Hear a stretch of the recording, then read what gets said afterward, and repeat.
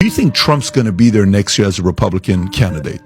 I don't think we'll ever get to the 2024 election. I think things are going to implode in Washington before then. I think our economic financial condition is fragile. It's going to come home to roost in ugly ways. I will tell you, I don't know exactly how it will happen. I think we're going to end up in a situation where we find out the banks are closed for 2 or 3 weeks and nobody can get into them. You think so? I think we're going to run into something like that, yeah. I also think that the levels of violence and criminality in our cities is so high that it's going to spill over into other places in society. People that normally think they can live remote from the problem are now beginning to be touched by the problem. Then I look at this thing in Ukraine. I think Ukraine is going to lose catastrophically. It's going to be a complete collapse. And that too is going to have an effect here at home because people are going to say, well, wait a minute. Everybody told us Ukraine was winning. Everybody told us X, Y, and Z. I mean, sort of the Russian hoax on steroids. All of those things are going to come together or converge in some way that's going to prevent us from reaching, the status quo. Oh,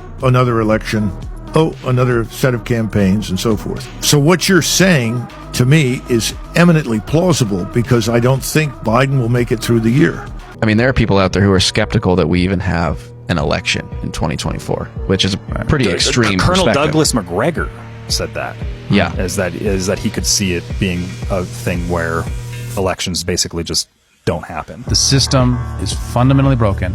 We're an empire in the middle of collapse. And, there's kind of like there's this phenomena where nothing happens for decades and then decades happens in minutes. Not a lot changes for a very long time. And a system is intercontradictory and can't hold itself together and is tearing itself apart like ours currently is. And just has fundamental contradictions. We're a republic.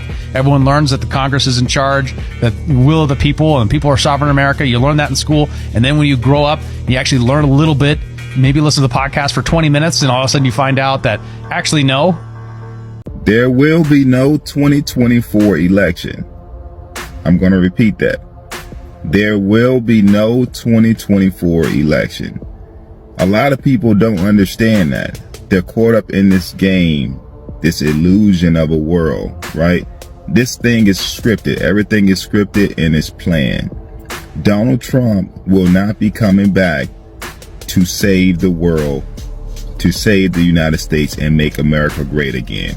He's not going to come back to stop World War III. Okay? Now, the truth of the matter is Donald Trump is a representation of anarchy. What is anarchy? A state of disorder due to absence of authority or other control systems. You understand that? Chaos. This all started and escalated when Trump came into office to make America great again, right? And we have many individuals that worship and idolize Trump, right? What he's doing is controlling the minds of the people also with this confusion. And when he's taken out the picture, because he's going to be taken away soon, when he's taken away, that's even going to make more chaos and anarchy, okay? And what's the purposes of this anarchy and chaos? It's to leave a void. Why are they leaving a void of authority? Do y'all not get it still? Why are they leaving a void of authority? Because somebody has to feel. What is your biggest fear now after having overcome so many? It has less to do with me personally and more to do with the world that we're in. There's such a thing as knowing too much. And when you've been married to the president of the United States who knows everything about everything in the world, sometimes you just want to turn it off. You know too much. Right. It's like, I don't want to know what was in that folder that you just got that made you quiet. I don't want to know why the security just pulled you over. I mean, it could be any range of things that comes across the desk of the leader of the free world, right? So I know customers of AT&T, Cricket, Verizon, T-Mobile, and more reported various massive phone outages across America. While some of the networks have acknowledged that they were aware of the outages, there has been no official explanation released yet as to why it happened. Some people online have speculated that recent solar flares were behind these outages and that cell phones weren't working due to space weather. This has led to a plethora of other conspiracy theories about why this happened on this specific day all across the nation. What do you think? Major cellular outage is being reported nationwide. The tracking website downdetector.com is reporting more than 32,000 outages for AT&T customers. We're also hearing reports of customers with AT&T are struggling to call 911, and that is a problem. That's not good. All right, more than 800 outages also reported for Verizon and T-Mobile users. It's unclear what caused this outage. There has been no word yet from any of these major cellular networks. Did you have a problem this morning, Pete? I didn't notice it. Welcome. Great to be here. I did not notice it. But according to cell service outage tracker downdetector.com, customers of AT&T, T-Mobile, Verizon, and other smaller providers were recorded service outages beginning at 3 a.m. Eastern Time this Thursday morning. It seems that stages were concentrated in large cities. Some users reported their phones were showing an SOS message, which can happen when phones are lost.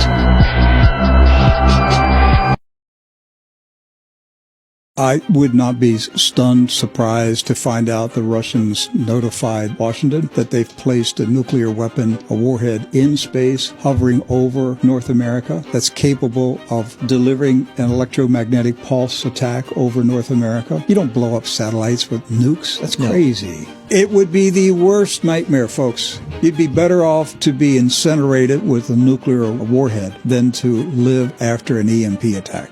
Why do I say that? Because you're still alive, but there's no life. You're back to the 1600s. No technology at all. Nothing. No way to pump water, no electricity, no utilities of any kind, no food, no transportation, no trucks hauling food, no farmers, tractors not moving, nothing. No food processing companies still operating. You know, someone wrote me over the weekend saying, well, I'll have solar panels and everything. I'll have electricity. I said, no, you won't, because all your gadgets will be fried. Well, but the circuit boards that process the electrical from the solar panel to your household grid, they're fried. Yes, and all your gadgets in your house are fried. Yeah. Everything electrical is fried. You're not fried. The gadgets are fried. Well, you think, well, we'll get it fixed. Well, how are you going to fix it when nothing works? And guess where all the circuit boards and transformers? From China. Yes.